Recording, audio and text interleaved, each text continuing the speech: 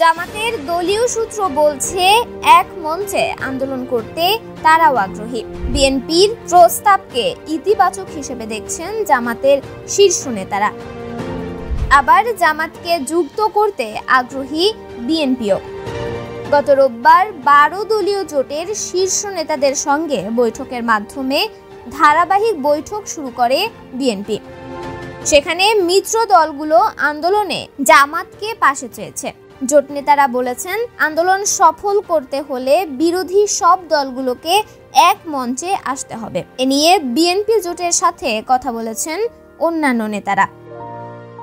12 দলীয় জোটের সমন্বয়কে সৈয়দ ইরফানুল হুদা ও জোটের শরিক লেবার পার্টির চেয়ারম্যান লায়ন ফারুক রহমান বলেন, ডান বাম বিভিন্ন জোটকে যুক্ত করার ব্যাপারে পরামর্শ আসছে। আশা করা যাচ্ছে শিগগিরই যুগপৎ আন্দোলন এবং নতুন রূপরেখা আসবে। গত বৃহস্পতিবার বিএনপির মহাসচিব মির্জা ফখরুল ইসলাম আলমগীর এক অনুষ্ঠানে বলেছেন, আমাদের সামনে আর কোনো বিকল্প নেই।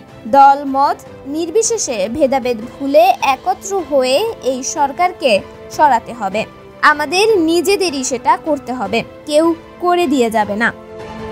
জামাত সূত্র বলছে, দেশের চলমান অবস্থা মাথায় রেখে দলের নীতি নির্ধারণী বৈঠকে বারবার ঐক্যবদ্ধ আন্দোলন গড়ে তোলার কথা বলছেন দলটির আমির ডাক্তার শফিকুর রহমান।